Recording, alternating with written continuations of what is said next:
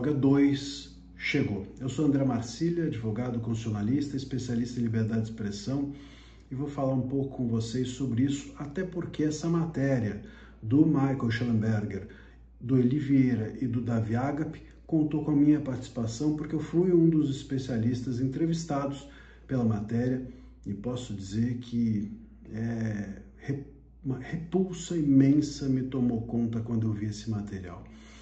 É impressionante a desumanidade que parece havia dentro do gabinete do ministro Moraes, e até mesmo aquilo contagiava os seus assessores.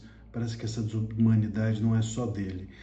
É muito lamentável perceber que essa matéria expõe que existia uma célula, uma espécie de núcleo paralelo, uma força-tarefa dentro do gabinete do ministro para classificar, para certificar ideologicamente, politicamente, os réus do dia 8. Então, quando a pessoa era presa, essa era a sequência. A pessoa ia para a audiência de custódia e eles faziam uma espécie de um fichamento ideológico.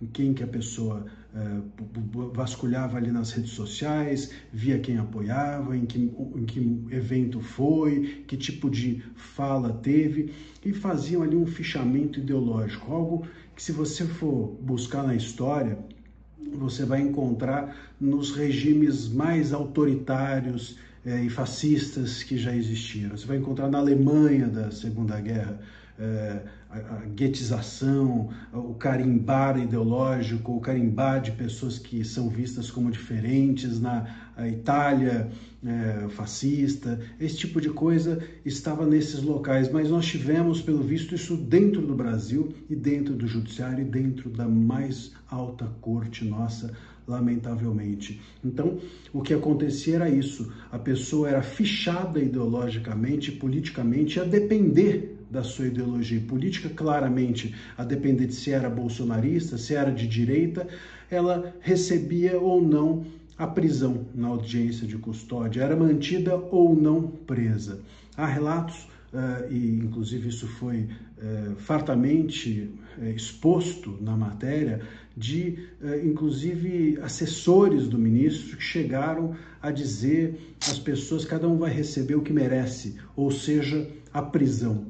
Quer dizer, cada um vai receber o que merece, ou seja, a prisão. Você acha que tem isenção, que tem imparcialidade em alguém assim? Você acha que uma pessoa dessa é capaz de julgar e de assessorar um juiz que julga? E tudo acelerado. Dizem também, faça acelerado porque o tempo do ministro é um tempo que não espera. O ministro tem pressa. É dessa forma que se julgam as pessoas. E, de novo, julgam-se com base em quê? Na ideologia, na política, na visão política que as pessoas tinham, pois era isso que era certificado, era essa busca que se fazia com esse tipo de certificação, de classificação das pessoas.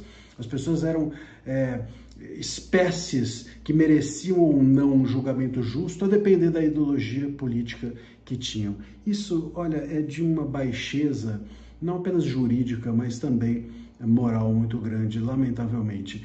E fica claro que esse núcleo, portanto, funcionava de forma irregular, de forma ilegal, de forma inconstitucional, de forma autoritária, de forma censória, enfim, tudo de errado que possa se dizer. Por quê? Porque um juiz ou um tribunal não pode ter um núcleo de acusação. Um juiz ou um tribunal não pode ter uma força-tarefa para acusar. Quem tem que fazer isso é o Ministério Público. E se um juiz ou um tribunal acusam, eles corrompem a sua função de juiz, isento e distante, e passam a exercer a função do Ministério Público, ou seja, corrompem a sua função e corrompem a função do outro também. Ou seja, a função do juiz e a do Ministério Público ficam corrompidas pela existência de um grupo como esse, pela existência desse tipo de certificação ou de um núcleo paralelo que faça ou fizesse esse tipo de certificação. E isso corrompe, obviamente, por consequência, o Estado inteiro. Isso corrompe, portanto, a tal da democracia que eles disseram tanto e tanto e tanto que estavam salvando. Salvando, Agora a gente vê.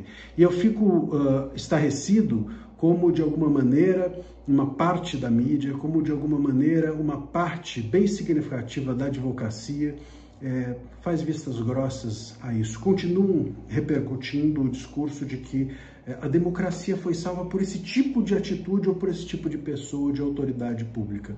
E é incrível que dentro do Brasil a gente ainda tenha pessoas que na Lava Jato, grupos como o Grupo Prerrogativas, por exemplo, que lá na Lava Jato dizia, olha, o garantismo precisa existir. E agora vem pessoas sendo tratadas dessa maneira e não dizem nada. Cadê o garantismo? Onde estão os defensores do garantismo? Então, infelizmente, o Brasil, ele funciona da seguinte forma: se você concorda ideologicamente com a censura, com a pessoa censurada, com a pessoa que está sofrendo autoritarismo, que está sofrendo as maiores abominações, se você ideologicamente é a favor de quem está corrompendo o Estado, você justifica qualquer coisa, você topa qualquer coisa.